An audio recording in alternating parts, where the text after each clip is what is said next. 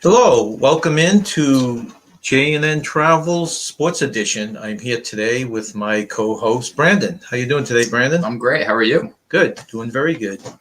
Me and Brandon were sitting around and bantering about the NFL draft, which is next week, and thought, no, that would be a good segment. Thursday, right? I think it's that Thursday, Friday, Saturday, right? Yeah, yep. Starts next Thursday, yeah.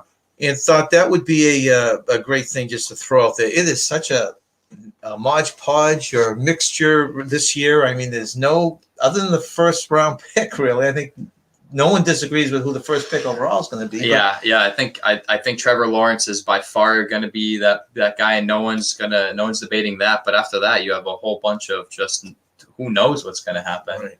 Now I have four different projected mock drafts in front of me, and boy, they could vary. So we're just going to kind of talk about the players, and if anyone out there has any kind of opinion, please throw it in the chat.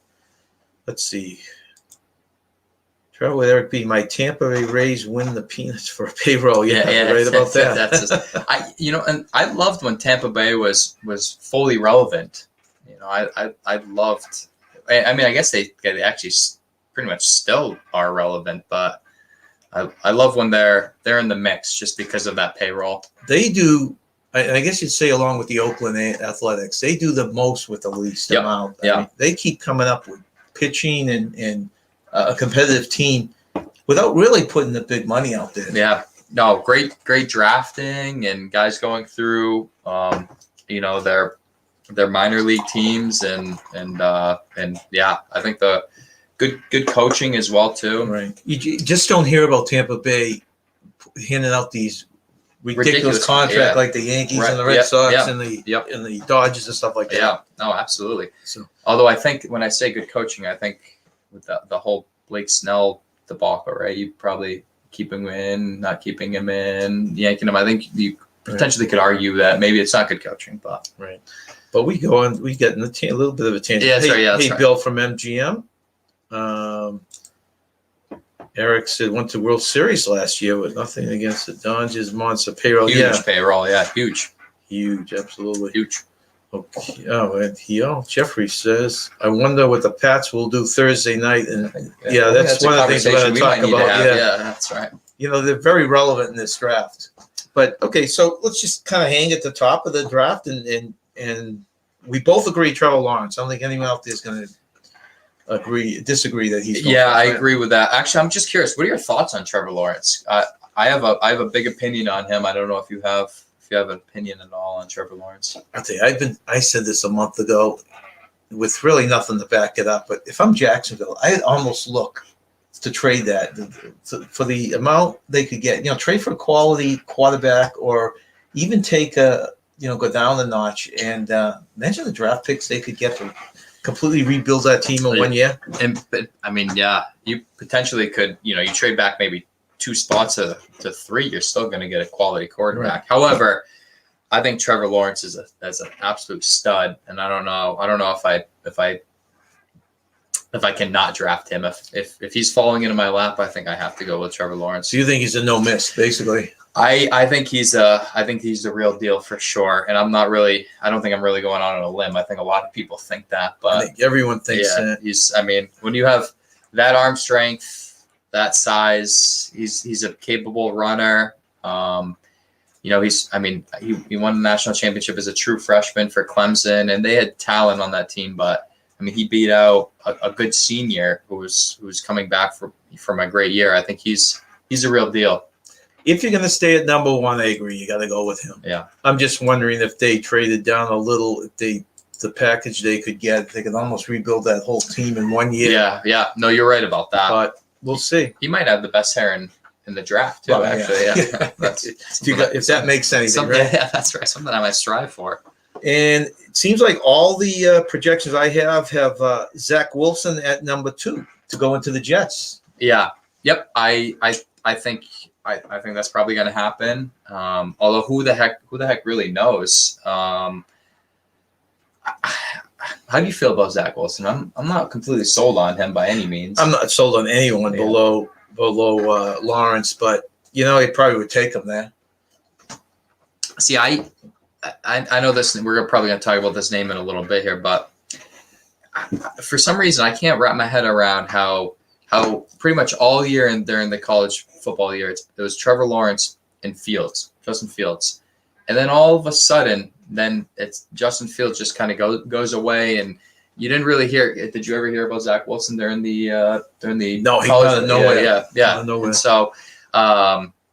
And so it just kind of it's interesting how that happens. And Fields had a great pro day as well too. So, but a lot of mock drafts have Zach Wilson, and I think that's probably where the Jets are going. The Jets are definitely going to go quarterback. It's just who are they going to go with? Yeah. This is a really good point by Eric B. Jacksonville wants a face of the franchise guy to market, so Lawrence makes him relevant. And that's true. If you put everything I just said aside and you look at it, who's going to bring you into relevance with your fans and everything? It's going to be a quarterback. Yeah. Yep. Oh, absolutely. So, yeah. And I think Lawrence is the guy. He's done a lot off the field too already. Even when he was at Clemson, I mean he was one of the big name players that was trying to get a football season during COVID, and he was kind of one of the leaders for that. So I think he's a great guy off the field as well too, which is obviously something that you want to build your franchise around. I mean, you can't get into the community right now until you're actually drafted, but you're right. You make yourself relevant even before you draft. Yeah. Right. Yep. And that's true, Eric, what you're saying about watching Jacksonville for Lawrence. I mean, I'll turn on the Jacks. I probably wouldn't have turned a football game, but I mean, I'd be less likely to turn on a Jacksonville game. But I would want to see see him. You're telling me if they still have Blake Bortles, you probably wouldn't be tuning into a Jacksonville game. No, not even close. Yeah. But it's funny. Football is the only sport I can watch any team no matter how bad they are. I don't know why that is. Yeah. I think that is kind of just football in general. Yeah. And it's not that we're in. Well, combined, what are we in? About 10 fantasy football leagues total? Yeah, I'd say combined. Like yeah. That's probably why you're tuning into Cincinnati Bengals games. Right? That's right. Yeah. And that will be a discussion maybe for another one of our shows. Just talk about the fantasy football aspect. It would be a fun one. Yep. Okay, so we both leaning towards agreeing with the consensus that Lawrence and Wilson are going to be a top 2 picks. Now, boy, they're all over the board at number 3 here. Okay, I've got, like I said, I got 4 sheets in front of me here. I got one that they have Mac Jones at 3rd pick. Another one that has him at 10th. Another one at 19th. Where do you put Mac Jones in the whole scheme of things? That's a great question. I personally like Justin Fields more than Mac Jones.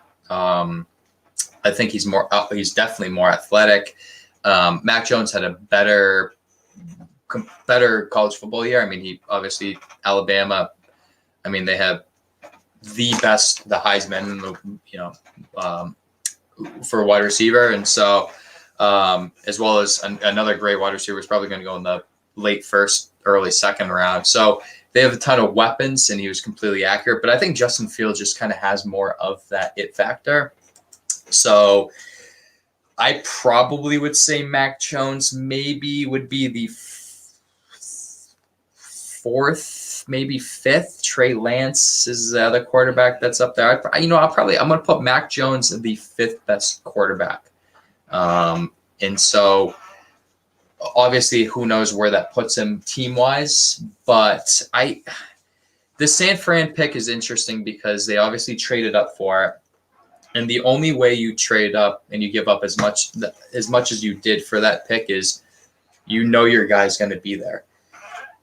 And so they probably kind of like what we're saying, no, Lawrence is going 1, probably Zach Wilson's going 2. So which guy did they trade up for? Who is that? And it sounds like they're going quarterback. And if you give up that much aspect or that draft capital, you're probably going to quarterback. So which one is it? And so that's where I'm at with that. And I would not want to be San Francisco there because if you're talking the 3rd best quarterback, you're talking a potential bust too.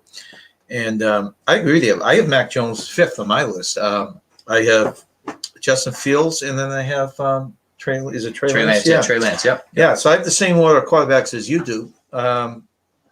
So I'm surprised that, and I guess a couple of these, like I said, 10th and 19th. So He's all over the place. I would not want to be San Francisco's pick. You almost want someone to pick those first three and get them out of the way. Justice Fields, I have, is a strong number 3 also, and I think they keep on asking the question why he's dropped. He was down low, then he shot up into the top 5, and now he's down lower again. And I think it's all because of that. What is it, epilepsy scare that they have with him? Yeah, I think it's all from that, don't you? Which is, I mean, if that's a reason why you would pass on the potentially third best quarterback, I don't know if I agree with that. No, but it helps me and my team. No, yeah. Well, that's drop, true. Right? That's true. Welcome in, Paul Rines. Thank you for joining us. I think I look at Mac Jones as kind of like a Daniel Jones. I don't know if you remember that draft. What was that, 3 years ago now? Was that 3 years? Yeah, well, 2 years because he's going in. I think Daniel Jones is going to his 3rd year. But it was weird because they said if he doesn't get drafted by the Giants, I think they had the 6th pick, then they thought that there's a chance that he wasn't even going the first round. Yeah, so I don't think Mac Jones is going to go that far back, but I could see him, if he doesn't get picked 3rd, I could see him ending up, 19, 20, maybe in that range. So yeah, I hear you. All right, so we've kind of laid out it sounds like we had the same order: Lawrence, Wilson, Fields, Trey Lance, and then next. So we've covered that. So now dropping further down on the scale, they've got this tight end, Kyle Pitts. How high do you think he's going to go? Now, the draft sheets I have in front of me have 6, 6, 4. I have him going in the top 10. I guess they're comparing this guy to a Shannon Sharp. Yeah, I don't know. Have you seen any of the video footage or his numbers? Freak athlete. Is he? Yeah, he's. They're saying that you could put him as a wide receiver, and he would be a dominant wide receiver. However, he's built like a tight end, and so he's just a freak, physique wise and skill wise, and he's got great hands as well too. I think he is kind of the weird X factor in this draft. And what I mean by that is Miami traded, had that trade where then they traded their pick to like 12, but then traded back into 6. Right. I think they did that thinking he was going to be on the board. Okay. And now it's weird now that Detroit's saying that they're potentially would shop their 7th overall pick, right? Because I think that they no longer think that he's going to be there. So I think Detroit thought that he could potentially be there as well, and I think he's the one that's kind of throwing this draft weirdly around. Well, that makes a lot of sense too, because all the stuff in front of me shows that he's going to be in the top 6 pick. Yeah. So that he wouldn't be if you're there for Detroit, and you're not going to trade up if you're Detroit. You'd have to give up too much to go up. Right. That's a very good point. So I think he's a stud. I think he might be after Trevor Lawrence. I think he's the 2nd best player in the draft. Interesting. And I feel pretty strongly about that. But you couldn't take him if you're talking 2nd best. You New York Jets, you can't take him. San Francisco, you can't take him. Well, you got a tight end that's phenomenal. Yep. Falcons, I think, wanted him. In fact, some of these mock drafts have the Falcons taking it. So he's not going to go higher than probably 4th, but yeah, could go that high. Right. So yeah. And I think so. The interesting thing is so you have the Falcons there, but do the Falcons go quarterback even though they have Matt Ryan? I know some mock drafts have Trey Lance there, or even Justin Fields if Mac Jones goes 3rd. Right. So. So yeah, that's going to be kind of fun to see how that plays out for sure. But I think Kyle Pitts is the real deal for sure. Darian, I miss you. Thank you for joining us, Darian. We're just talking the NFL draft right now. Let's see if I miss anyone else. Okay, we might as well keep on this pattern now. We cover the quarterbacks. We cover the tight end, who's really there's only one out there. No. Why don't we move on to this is probably the easiest way to do it, is just move on to wide receivers. Stick with the offense. Let's do it. I guess the first one on the board here, well, there's a couple, right? There's Jamar Chase and Jalen Waddle. Would you say those are the top 2? Yeah, Devon Smith, Smith from So those Heisman, 3. yeah. So where do you see those guys going? So that's tough for me. I think Chase is probably the best out of them. Even though Devontae Smith won the Heisman, I don't know if Devontae Smith has an NFL body. Well, I know he doesn't have an NFL body, but I think he's like 180, I think 175 weight wise, and so he's pretty small. He's elusive and quick, but I don't know if he's got the body to kind of hold up to in the NFL. I think it's one of the reasons he's out of the top 10 on most lists. Yeah, just because of that. It doesn't have that all-around receiver. Yep. Terrell Owens type of thing. And Jamar Chase is like Bill. He's like a poor man's DK Metcalf. That's kind of how I look at him. He's not as big, but he's big for a wide receiver, and he's a freak athlete as well too. So I think he's probably the top dog wide receiver wise. Where do you think he ends up going? I say top 10, but I don't. There's a part of me that doesn't think any of the receivers are going to go in the top 10. Yeah. Okay. There's enough of them out there that they'll probably go down to, 10 to 15 type of range, 10 to 17. So even though some of them are rated higher, I don't go along with the theory of they're going to be in the top 10 at all, any of them. So he's an interesting one because he's got the connection with Joe Burrows. So you got Cincinnati at 5, where he was obviously LSU. Joe Burrow, graduated from LSU last year on Cincinnati. Do they go with that connection? Are they kind of ready to kind of move past the AJ Green kind of wide receiver days, or do they go offensive lineman like they desperately need? Right. Now Eric B says, I want Jamar Chase from LSU to go number 6 to his Dolphins. Now, looking at all the... I think if he gets by 5, I think there's a good chance of that, yeah. Yeah, I mean, look at the mock drafts we have. We got one guy thinking that Cincinnati will take him at 5, but then you got another couple that think Miami will get him at 6. You might be in luck there, Eric. But, you also have one dropping all the way down to the Patriots at 12. Yeah. There's another theory that the Pats are going to trade up from 15 to 12. But it's not going to take a quarterback. It's to get Chase. Yeah. I don't see that coming. I don't think there's a bit of truth in that. Do you? No, I don't think so. They already squandered the first round pick a couple of years ago on. His Belichick's track record with drafting wide receivers is absolutely miserable. Right. So I don't know. Maybe he's out there trying to potentially fix that. But I think they probably. If one of the quarterbacks slides to them, I think they go. They maybe even if Mac Jones is there, they maybe go Mac Jones. But no, Belichick, the quarterback will slide to them, and then we'll hear that he traded down. Yeah, that's right. Several draft picks. Yeah, that's the way he goes. That's right. So we both like Chase, but I don't like him in the top 10. Do you like him in the top 10? I do like him in the top 10. Yeah, okay. I think he's there now. I don't know. I don't think he's going to go to Arizona, and I don't think he'll go 9 if everything stays true to the Broncos. I don't even think he goes 8 to the Panthers because they have a pretty good wide receiving crew. So maybe not. If he actually, you know what? Because then you got Cowboys at 10, I think, right? Are the Cowboys at 10? The Cowboys at 10. Yeah. So if that's the case, so if he doesn't go 5 or 6, I don't know if he goes in the top 10. So maybe you might be onto something with that.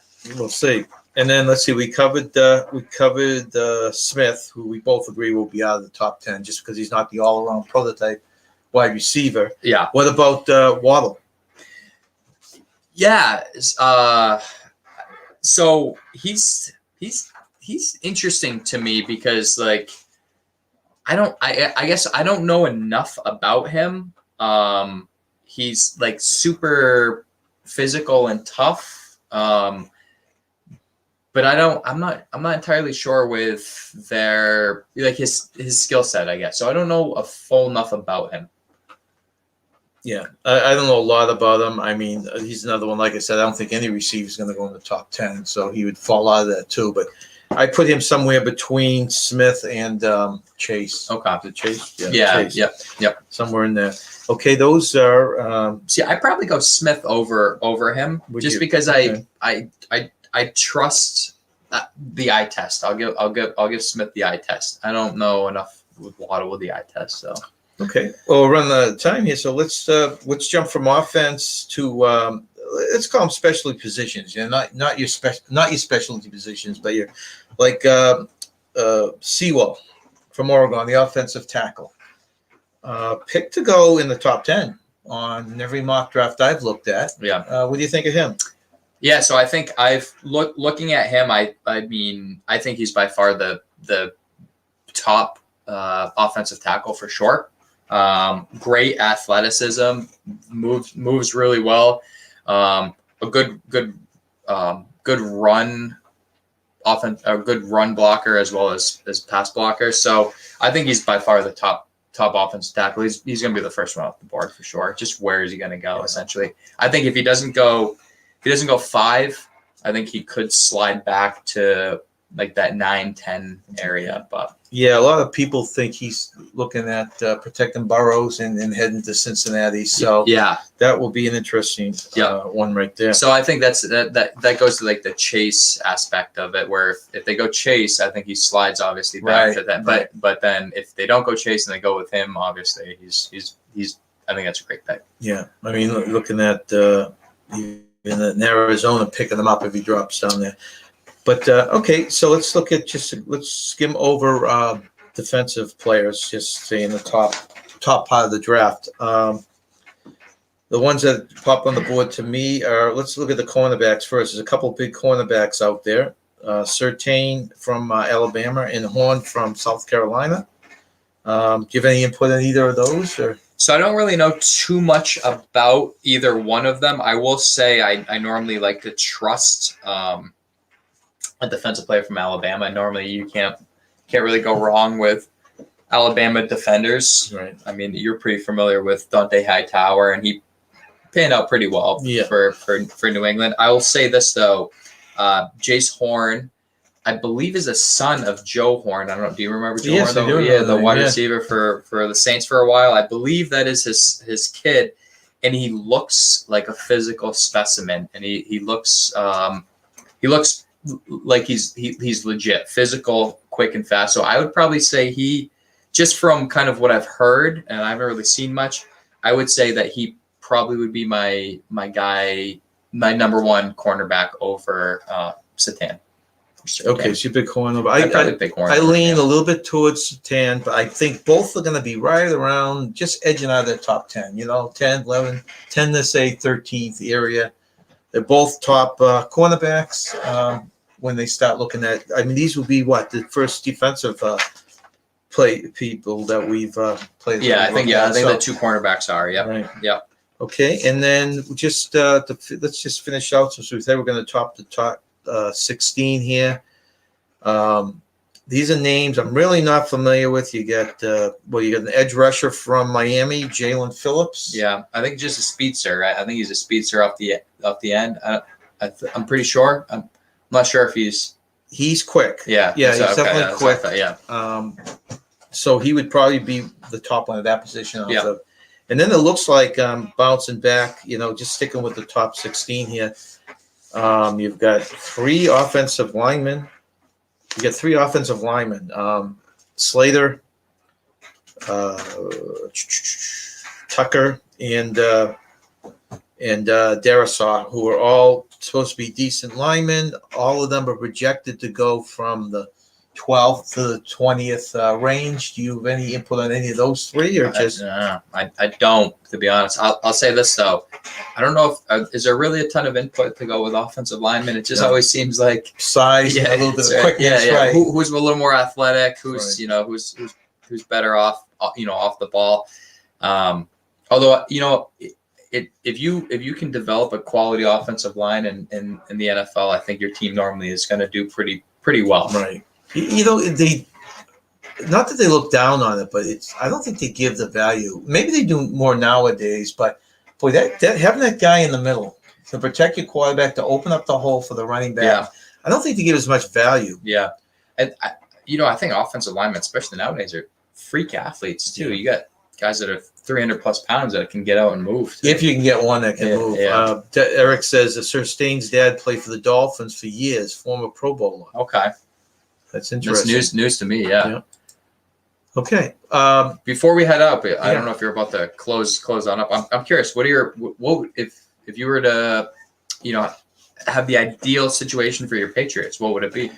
And that's interesting. Someone brought that up earlier in the chat. I can't remember who. We were talking about the Pats, and this is going to be the most interesting, fun draft this year. I would hate to be in Belichick and his staff shoes this year, but because I think you're going to be berated no matter what you do, unless you have one of those quarterbacks laying right in your lap. If you take one of these receivers and he doesn't pan out, you're going to get. Who am I thinking of? Why did I have brain cramp all of a sudden? A couple of years ago, who's the wide receiver they have now? Can't think of the name all of a sudden. McNeil, right? Yeah, it's like that. Okay, whatever. I don't know N'Keal Harry. N'Keal Harry, thank you. N'Keal Harry, yeah. I still think the guy's got great potential. Yeah. And he was not used under the Brady regime, but Yeah. but you got that hanging over your shoulder. The reputation that you can't do a wide receiver, so that eliminates that, right? Yeah. You're not going to go for. He loves defense. Belichick loves defense, but the only There's way not you're going a ton of cornerback. well, you're going to have. Well, you'd have to trade down. I mean, and try and get a couple picks there. There's a linebacker from Penn State, Parsons, I think, who I could potentially see him trading down and going to get, because I think he's the top linebacker. I think that's his name, Parsons. Parsons. And I think he's a stud. So I could kind of potentially see that. Even though most have him down close to the 20th pick, so I guess you have a perfect example of Belichick trading back and that's what I could trying to get a couple picks. Yeah. But I look at the Pats of trying to get one of those quarterbacks. Yeah. But it might just not happen. You might not be able to do it. So yeah. So realistically, is Fields your guy that you would? Yeah, I would try and get Fields if I could, if I was in. Yeah. Only because, not if he's at the number 3, which originally, but only if he drops, and they can trade up either with Detroit for the 7th or Dallas for the 10th. Yeah. If he drops down to the 7th through 10th slot, I would look at him. What do you think? No, I mean, I think if Fields is on the board, I think you have to go with him if you're New England. I think also, and I was actually going to ask you your thoughts on Trey Lance, because I kind of have a theory on Trey Lance as well too. But I think if either one of those guys are on the board, I think they have to. Now, I don't think they will be on the board by any means. I think they'd have to trade up to go get him. But if they are on the board, I think you. What about Mac Jones? We both rank him the 5th out of the class. Would you trade up for him? And how far up would you trade? That's a great question. I guess how much faith in Stidham do you have? See, I like Stidham, but Okay, I don't think they have any faith in it. It's more what they think. Because that's fascinating to me too, because they originally, before they signed Cam Newton last year, it sounded like they had all the faith in the world in Stidham, and now it sounds like they have no faith. That was the weirdest thing. Even at the end when they were eliminated, they didn't give him a shot. Which is the most bizarre thing I've ever seen. So I guess if you don't have the complete faith in him, which it doesn't sound like they do, I mean, if Mac Jones is there at 14, 15, I mean, maybe I think if Lance or Fields is there at 15, you have to 14, 15, you have to go up and get him. I think you have to. See, I say the same as 15 with Mac Jones. Only because we have him in the top 5. At 15, if you can get him down there, it's worth taking a shot. Mac Jones feels kind of like a New England kind of quarterback too. Accurate. He seems like kind of almost like a Brady-esque kind of guy. Yeah. Because he's not a big runner, right? No, he can kind of move a little bit more than Brady, which I mean you could argue just about anybody could move a little bit like that, a little better than Brady, but yeah, more accurate in the pocket kind of guy who has a really high IQ as well too, football IQ. Okay, well, on that note, do you have anything else to say in closing? No, I appreciate everybody for tuning in. I appreciate you having me here, John. So thank you. All right, well, thank you very much for everyone tuning in.